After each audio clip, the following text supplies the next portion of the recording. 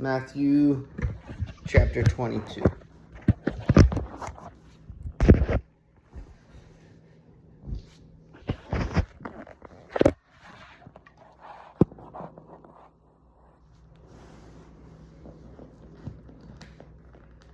And again, Jesus spoke to them in parables, comparisons, stories used to illustrate and explain, saying, "The kingdom of heaven is like a king who gave a wedding banquet for his son, and sent his servants to summon those who had been invited to the wedding banquet, but they refused to come.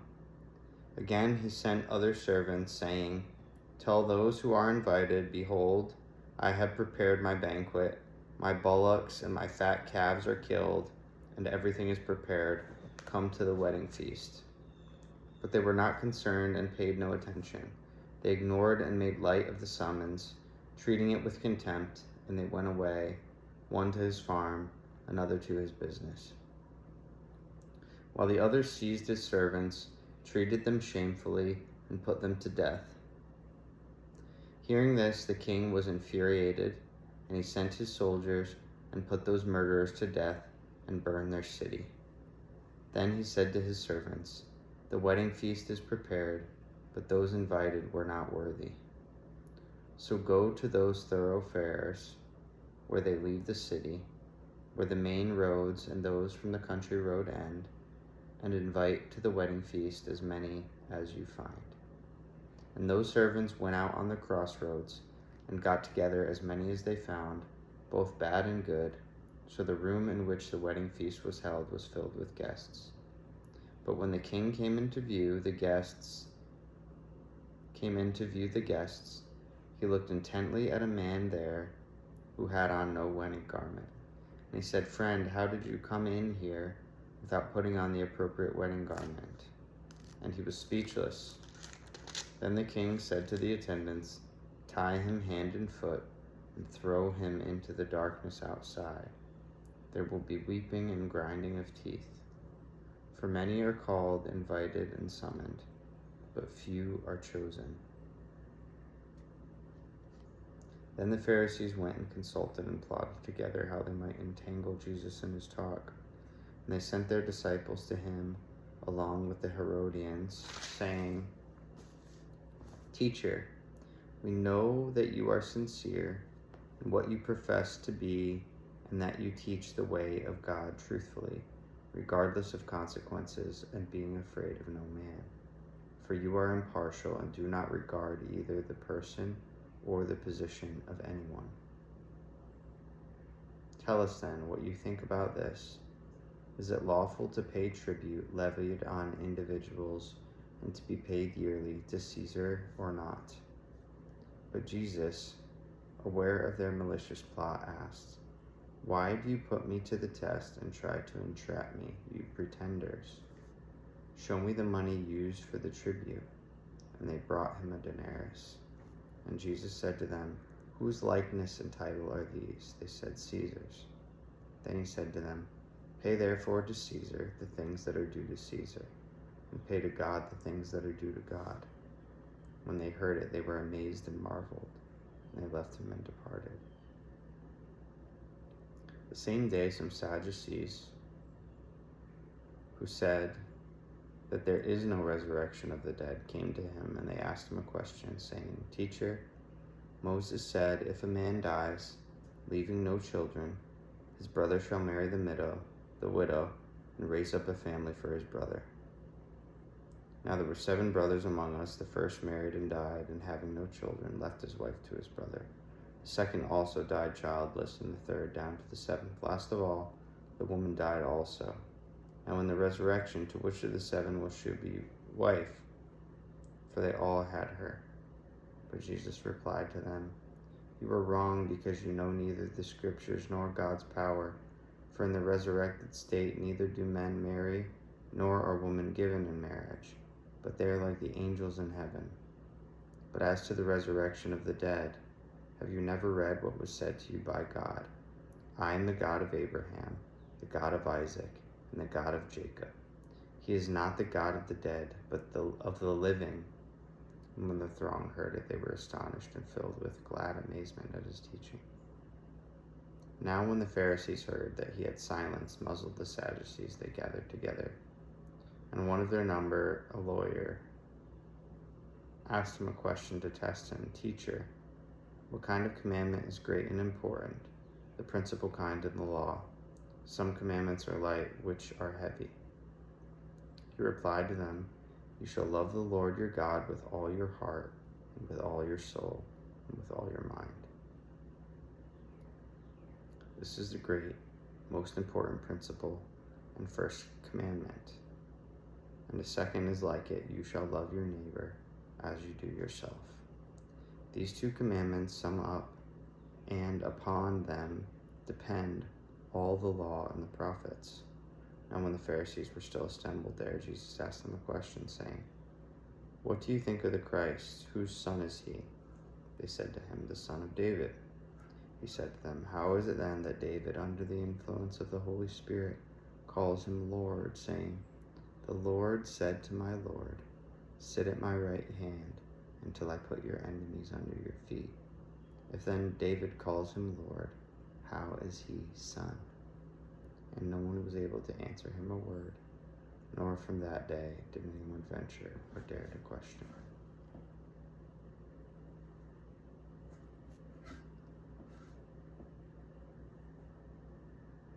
Then Jesus said to the multitudes and to his disciples, the scribes and Pharisees sit on Moses' seat of authority. So observe and practice all they tell you, but do not do what they do, for they preach, but they do not practice.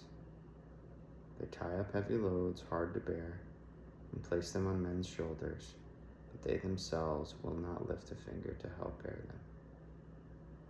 They do all their works to be seen of men, for they make wide their phylacteries, small cases enclosing certain scripture passages, worn during prayer on the left arm and forehead, and make long their fringes worn by all male Israelites according to the command. And they take pleasure in and thus love the place of honor at feasts, and the best seats in the synagogues, and to be greeted with honor in the marketplaces, and to have people call them rabbi. But you are not to be called rabbi, for you have one teacher, and you are all brothers. Do not call anyone in the church on earth Father, for you have one Father who is in heaven.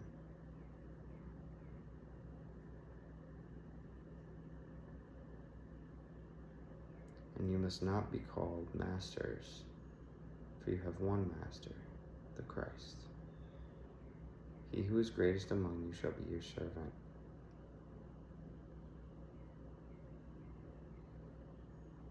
Whoever exalts himself with haughtiness and empty pride shall be humbled, brought low, and whoever humbles himself, whoever has a modest opinion of himself and behaves accordingly, shall be raised to honor. But woe to you, scribes and Pharisees, pretenders, for you shut the kingdom of heaven in men's faces. For you neither enter yourselves, nor do you allow those who are about to go in to do so. Woe to you, scribes and Pharisees, pretenders, for you swallow up widows' houses, and for a pretense to cover it up make long prayers. Therefore you will receive the greater condemnation and the heavier sentence. Woe to you, scribes and Pharisees, for you travel over sea and land to make a single proselyte, and when he becomes one, you make him doubly as much a child of hell as you are. Woe to you, blind guides, who say if anyone swears by the sanctuary of the temple, it is nothing. But if anyone swears by the gold of the sanctuary, he is a debtor, bound by his oath. You blind fools, for which is greater, the gold or the sanctuary of the temple that has made the gold sacred? You say too, whoever swears by the altar is not duty bound, but whoever swears by the offering on the altar, his oath is binding. You blind men, which is greater, the gift or the altar which makes the gift sacred. So whoever swears by the altar swears by it and by everything on it. And he who swears by the sanctuary of the temple swears by it and by him who dwells in it. And whoever swears by heaven swears by the throne of God and by him who sits upon it. Woe to you, scribes and Pharisees, for you give a tenth of your mint and dill and cumin, and have neglected and omitted the weightier, more important matters of the law, right and justice and mercy and fidelity. These you ought particularly to have done without neglecting the others. You blind guides, filtering out a gnat and gulping down a camel. Woe to you, scribes and Pharisees, pretenders, for you clean the outside of the cup and of the plate, but within they are full of extortion, prey, spoil, plunder, and grasping self-indulgence. You blind Pharisee, first clean the inside of the cup and of the plate, so that the outside may be clean also. Woe to you, scribes and Pharisees, pretenders, for you are like tombs that have been whitewashed, which look beautiful on the outside, but inside are full of dead men's bones and everything impure. Just so, you also outwardly seem to people to be just and upright, but inside you are full of pretense and lawlessness and iniquity. Woe to you, scribes and Pharisees, pretenders, for you build tombs for the prophets and decorate the monuments of the righteous, saying, if we had lived in the days of our forefathers, we would not have aided them in shedding the blood of the prophets.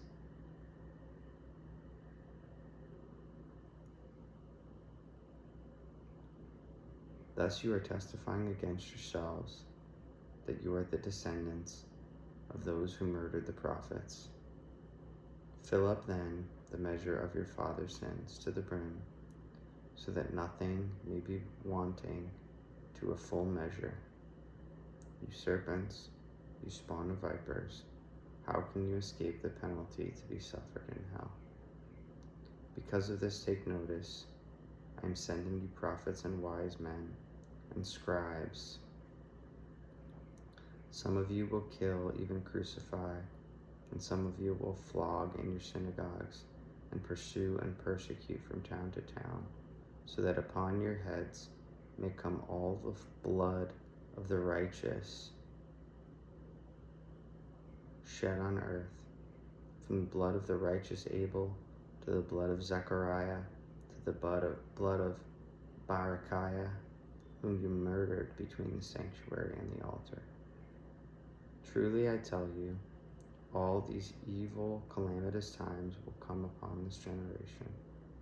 O Jerusalem, Jerusalem, murdering the prophets and stoning those who are sent to you, how often would I have gathered your children together as a mother fowl gathers her brood under her wings, and you refused. Behold, your house is forsaken and desolate, abandoned and left destitute of God's help. For I declare to you, you will not see me again until you say, blessed, magnified, and worshiped, adored, and exalted is he who comes in the name of the Lord. Jesus departed from the temple area and was going on his way when his disciples came to him to call his attention to the buildings of the temple and point them out to him. But he answered to them, do you see all these? Truly I tell you, there will not be left here one stone upon another that will not be thrown down. While he was seated on the Mount of Olives, the disciples came to him privately and said, tell us, when will this take place, and what will be the sign of your coming and of the end, the completion, the consummation of the age? Jesus answered them, be careful that no one misleads you, deceiving you and leading you into error. For many will come in on the strength of my name, appropriating the name which belongs to me, saying, I am the Christ, and they will lead many astray.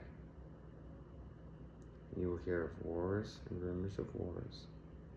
See that you are not frightened or troubled, for this must take place, but the end is not yet. For nation will rise against nation, and kingdom against kingdom, and there will be famines and earthquakes in place after place. All this is but the beginning, the early pains of the birth pangs of the intolerable anguish. Then they will hand you over to suffer affliction and tribulation, and put you to death, and you will be hated by all nations for my name's sake. And then many will be offended and repelled, and will begin to distrust and desert him whom they ought to trust and obey, and will stumble and fall away, and betray one another, and pursue one another with hatred. And many false prophets will rise up and deceive and lead many into error, and the love of the great body of people will grow cold because of the multiplied lawlessness and iniquity. But he who endures to the end will be saved. And this good news of the kingdom, the gospel, will be preached throughout the whole world as a testimony to all the nations, and then will come the end. So when you see the appalling sacrilege, the abomination that astonishes and makes desolate, spoken of the prophet Daniel, standing in the holy place, let the reader take notice and ponder and consider and heed this.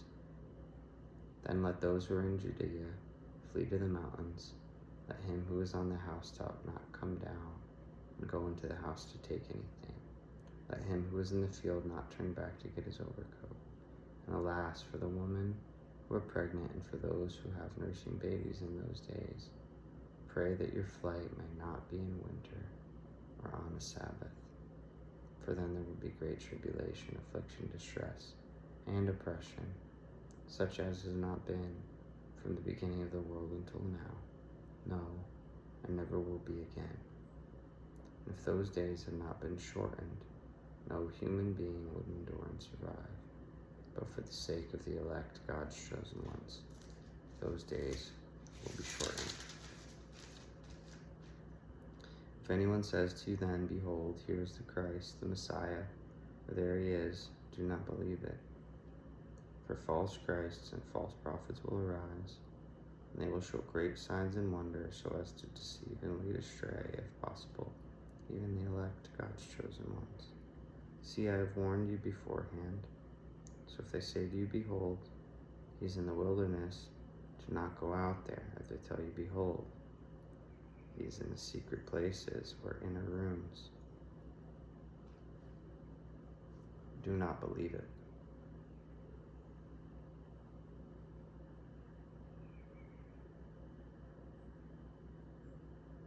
For just as the lightning flashes from the east and shines, and is seen as far as the west, so will the coming of the Son of Man be.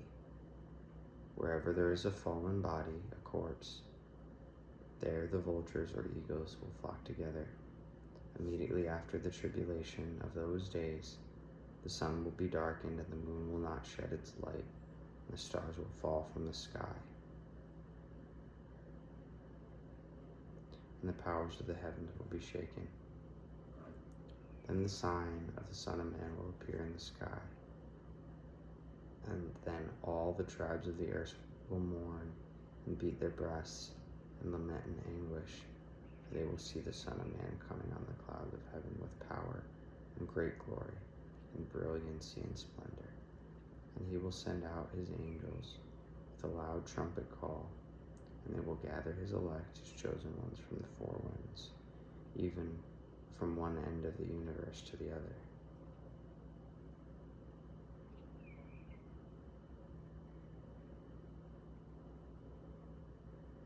From the fig tree, learn this lesson. As soon as its young shoots become soft and tender, and it puts out its leaves, you know of a surety that summer is near. So also when you see these signs all taken together coming to pass, you may know of a surety that he is near at the very doors. Truly I tell you, this generation, the whole multitude of people living at the same time in a definite given period, will not pass away till all these things taken together take place. The sky and earth will pass away, but my words will not pass away. But of that exact day and hour no one knows, not even the angels of heaven, nor the Son, but only the Father. As were the days of Noah, so will be the coming of the Son of Man. For just as in those days before the flood they were eating and drinking, men marrying, and women being given in marriage, until the very day when Noah went into the ark, and they did not know or understand it till the flood came and swept them all away. So will be the coming of the Son of Man. At that time 2 men will be in the field, one will be taken, and one will be left. 2 women will be grinding the handmill, one will be taken, and one will be left. Watch therefore, give strict attention, be cautious and active, for you do not know in what kind of a day, whether a near or remote one, your Lord is coming. But understand this, had the householder known in what part of the night, whether in the night or a morning, watch the thief was coming, he would have watched and would not have allowed his house to be undermined and broken into. You also must be ready, therefore, for the Son of Man is coming at an hour when you do not expect him.